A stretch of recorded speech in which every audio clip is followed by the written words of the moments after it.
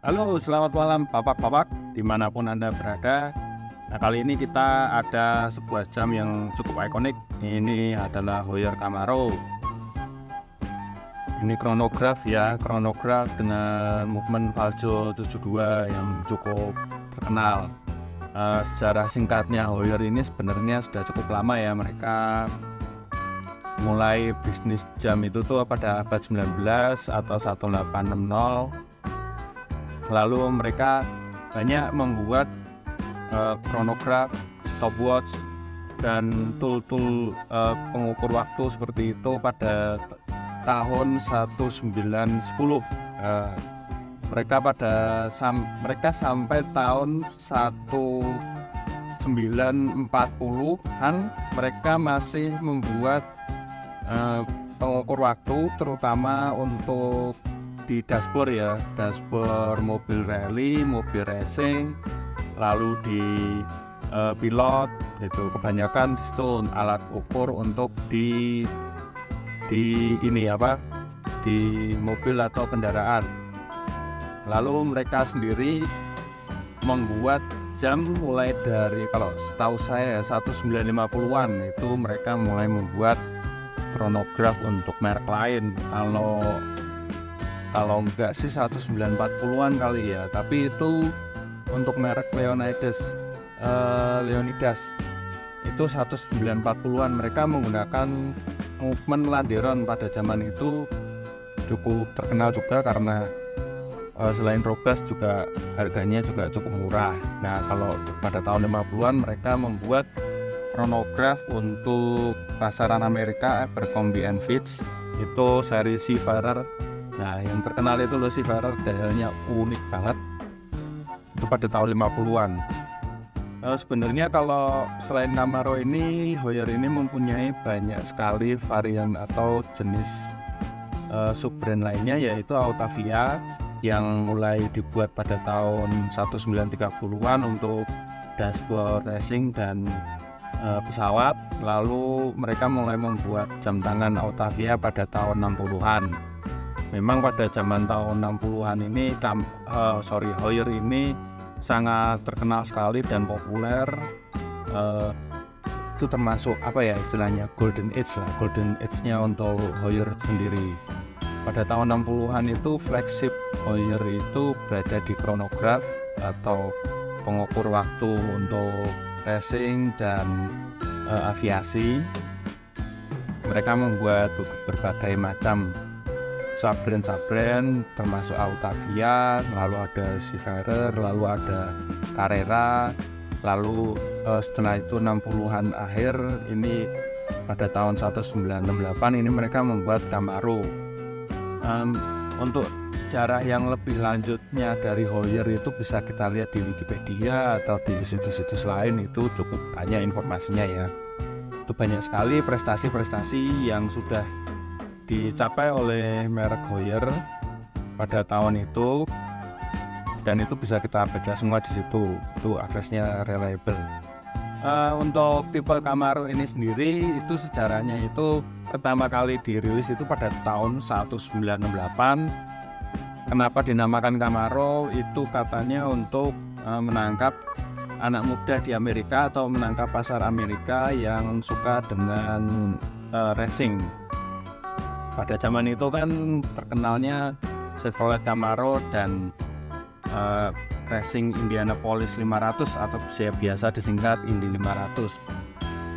Pada zaman itu merek Camaro ini didaftarkan untuk jam tangan. Nah, saya tidak tahu bagaimana hubungan Heuer Camaro dengan Chevrolet Camaro, tetapi bisa jadi nggak ada sangkut pautnya ya. Terus memang sih kalau berdasarkan sumber di heuercamaro.com, Jack Heuer pada zaman itu hanya suka memakai Camaro karena mudah, pronunciation-nya mudah diucapkan. Lalu mereknya juga eye-catching, tapi dia nggak menyebutkan ini memang sengaja dibuat untuk Chevrolet Camaro. Nah, ini produksi Camaro sendiri mulai dari tahun 1967, lalu dihentikan pada tahun 1972. Itu ada sekitar 6 tahun ya. Rilisnya sih 1968, tapi produksinya mulai 1967. Ini ada banyak sekali tipe. Ini tipe yang menggunakan Valjo 72 dengan konfigurasi subdial ada 3. Lalu ada variasi dial, lalu ada variasi tulisan. Nah, kalau yang Camaro ini memang Heuer menggunakan casing yang seperti ini. Dia bentuknya itu kayak TV shape atau square dengan dial bulat. Selain dari Camaro ini ada berbagai sub-brand lain, yaitu Autavia, Carrera, lalu Monaco yang populer pada tahun 70-an. Terus ada Camaro ini. Lalu yang model-model yang tidak begitu umum kita dengar seperti Seafarer, lalu beberapa tipe-tipe lain untuk yachting gitu-gitu. Itu kita jarang ketemu ya, saking jarangnya barang di pasaran juga.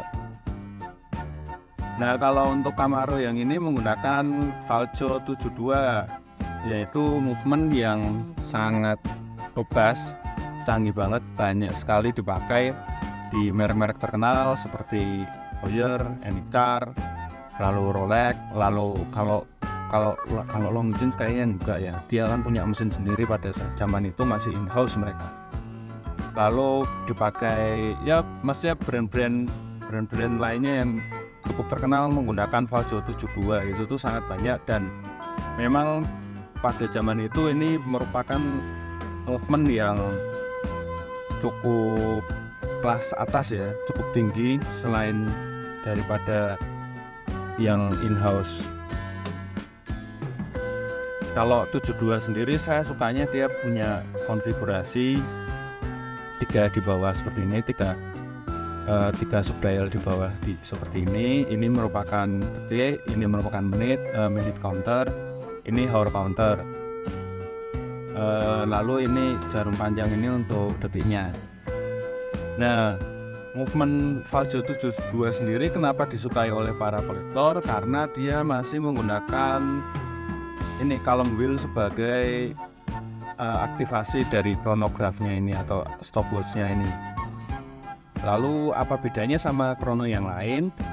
Ada 2 versi ya. Kalau Swiss itu column wheel sama 2 versi yang umum dijumpai, column wheel dengan camshaft.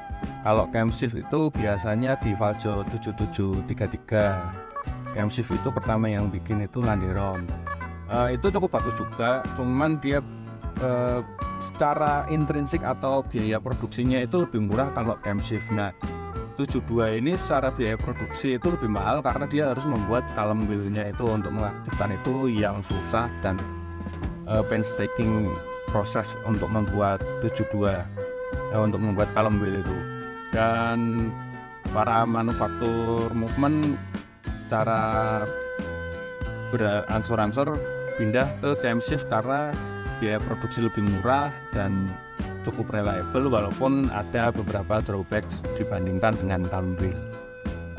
Setelah pada tahun 70-an Heuer itu kan punya kaliber 11 ya. Jadi mereka secara berangsur-angsur pindah dari Valjo ke kaliber 11 yang dikembangkan lebih lanjut menjadi 12, 13, 14, 15. Bisa dilihat kalau Camaro sendiri memang sangat suka, dia mengendorse para pembalap pada zaman tahun 60-an dan 70-an untuk memakai jam mereka. Lalu mereka juga membuat banyak sekali merek-merek lain, misalnya di sini merek oli, merek motor, merek mobil gitu, untuk dipasang di dalamnya mereka, dan mereka menerima pesanan lah semacam itu. Untuk jam ini sendiri, Heuer ini bentuknya cukup menarik. Ya, bentuknya ini kotak ini, TV shape, dibandingkan dengan yang Carrera itu lebih panjang ya. Looknya itu lebih panjang, walaupun secara diameter dia kira-kira sama. tetapi ini kalau di tangan ini lebih subtle, jadi nggak begitu besar banget. Ini bisa coba ya tak pakai ya. Di tangan saya ini diameter ukuran tangan saya ini sekitar 17,5 atau 18 cm. Ini cukup enak juga sih dipakai. Dia nggak begitu menonjol, tetapi kalau mau lihat jam ini masih jelas banget. Dan ini lengan saya nggak begitu terganggu dengan pemakaian jam ini. Saya senang banget sih pakai chronograph yang tipis seperti ini ya. Jadi ini tipis kira-kira 10 mili apa 13 mili ini. Segini. Nah ini menurut saya udah enak banget kalau pakai chronograph yang ukuran segini nih. Jadi kalau pakai chronograph ukurannya besar itu kayaknya mengganggu banget ya. Terus kondisinya ini menurut saya cukup bagus. Ini kalau di Indonesia ini bisa dibilang jarang. Ini dengan original rantainya bisa kita lihat tuh ini. Nah ini rantainya ini pakai GF punya ini. Ini yang produksi itu si Guyfrères. Guyfrères itu termasuk produsen rantai yang cukup ternama pada zaman itu. Lalu pada tahun 70-an dibeli oleh Rolex. Ini bisa kita lihat ini ada tulisannya 19 ini. Tahun 69 ya. Lambangnya wedus. Nah, wedus apa domba ini? Ya pokoknya itulah. Lalu ini ada kodenya HLA, ini khusus dibuat untuk Camaro. Tipenya itu Beat of Rice, BOR. Saya cukup bagus, atraktif, classy banget. Lalu produksinya ini folding bracelet ya. Walaupun dia folding, tapi kita tahu lah bikinan GF itu tuh enak banget dipakai. Sama lah kayak kalau pakai braceletnya Rolex. Kalau masih bagus itu memang enak dipakai. Ini adalah lambangnya Heuer. Lalu dipakai ini jadi kelihatan cakep. Saya kalau pakai rantai gini cakep. Kalau pakai strap ada yang bilang kurang suka dan lebih mendingan pakai rantai.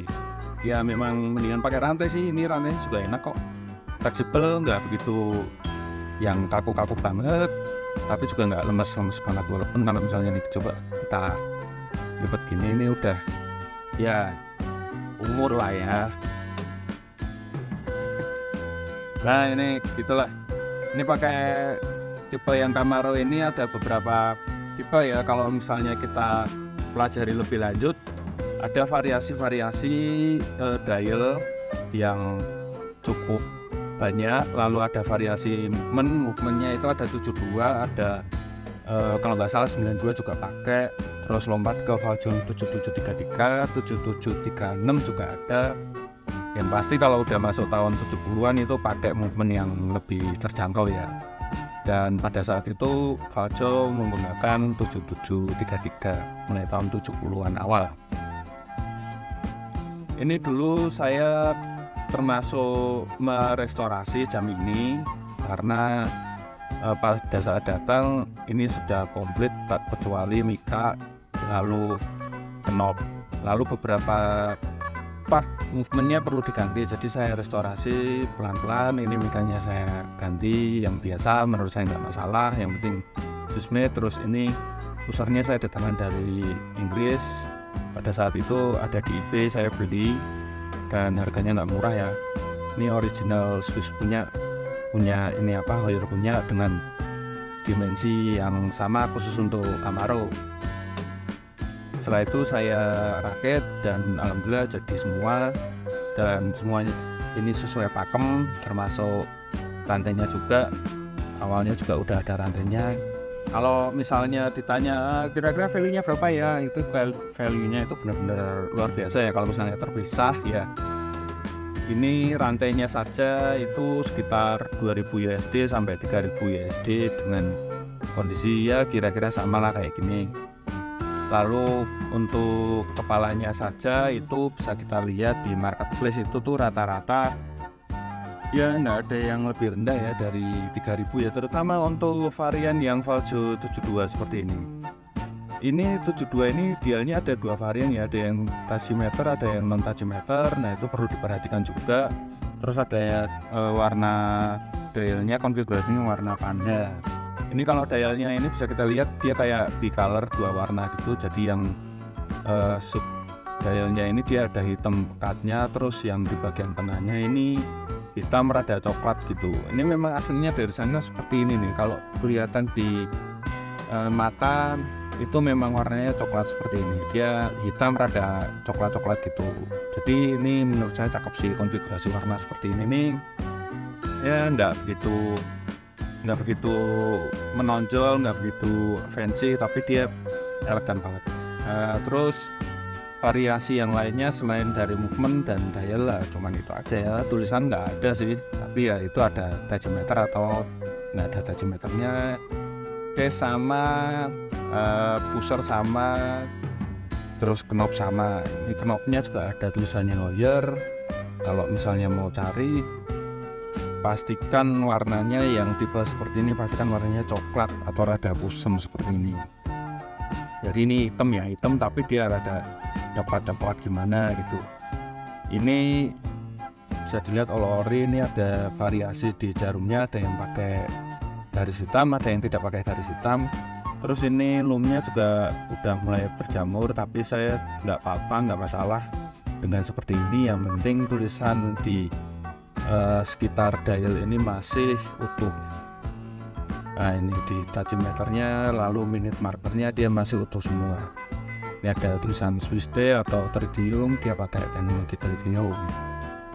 Setelah itu kalau mau dicari itu yang kalau bisa unpolish ya. Kalau ini mungkin dulu sudah pernah dipoles dengan tandanya ini finishing sunburst yang di samping dial ini sudah agak hilang. Ini kalau misalnya nggak dipoles dan masih kelihatan sunburstnya, ini cakep banget sih memang. Chrono dengan sunburst finishing di casing seperti ini tuh memang menarik. Ada beberapa tipe kayak Polchut itu dia kayak gini juga. Terus Swiss banyak juga nih yang samping-samping sekitaran dial ini finishingnya sunburst. Ya begitulah kira-kira, ini sih layak dikoleksi ya, karena Camaro itu saya yakin tidak akan ada versi reissue-nya. Beda dengan Autavia dan Carrera, dia ada versi reissue-nya banyak. Monaco juga ada, mereka juga berusaha untuk reissue merek-merek Heuer lama yang cukup ikonik gitu. Kecuali ini Camaro, kalau sekarang di reissue mungkin harus bayar kali ya ke Chevrolet. Ini ada Camaro, ini pakai nama Camaro, lu harus bayar gitu, mungkin nggak akan di reissue. Nah kalau dibandingin yang lain memang secara bisa dibilang apa ya, kalau secara kelas itu bisa jadi menurut saya ya Autavia itu tuh lebih punya histori, karena dia udah mulai menggunakan nama Autavia itu dari 1930. Jadi kalau dibandingin Camaro dan Autavia, orang-orang mungkin lebih memilih Autavia, walaupun kalau saya secara pribadi saya lebih memilih yang ini karena kondisinya ya all original gitu, kondisinya juga masih bagus. Jadi diperhatikan, ini mungkin dialnya ada yang red dial. Kalau red dial nggak mungkin ya warnanya itu sama kayak gini, kan bisa dilihat ini rada kusam gimana gitu hitamnya itu. Kalau di asli itu kayak coklat gimana gitu. Tips lain dari saya kayaknya ini nggak ada palsunya ya, atau ininya paling red dial aja yang perlu waspada. Lalu movement 72 nggak mungkin di copy, dia sangat susah dan cukup mahal, kecuali kalau Rolex gitu ya. Rolex itu ada beberapa notes yang memang sengaja sama Rolex itu pesen biar dia beda gitu kualitasnya, walaupun secara basic sama, tapi kalau Rolex dia ada upgrade-nya sendiri gitu. Tapi ini menurut saya bagus banget 72, lalu kondisinya juga mantap. Begitulah kalau mau koleksi kamar jam-jam Heuer apalagi ya. Nah pastikan sih kalau bisa dapat Heuer itu lihat ini ya, chronograph Heuer itu pastikan lihat movementnya dulu. Kalau saya sih lebih seneng lihat movement dulu apapun mereknya itu. Jadi misalnya mereknya nggak jelas kayak katakanlah Tempik atau Galek gitu, itu lihat movementnya, apakah itu movement in house. Kalau nggak in house itu dia pakai movement apa, misalnya Valjo yang biasanya itu 72, lalu intinya column wheel.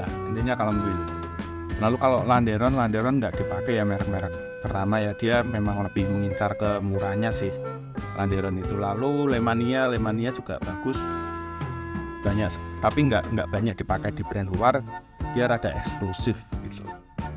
Ya, sekian video untuk Bayer Camaro. Kalau misalnya bermanfaat jangan lupa di share, like, dan subscribe ya. Follow kami di Mugi Pajeng, Instagram Mugi Pajeng, situs mugipajeng.com. Oke, sip. Selamat malam.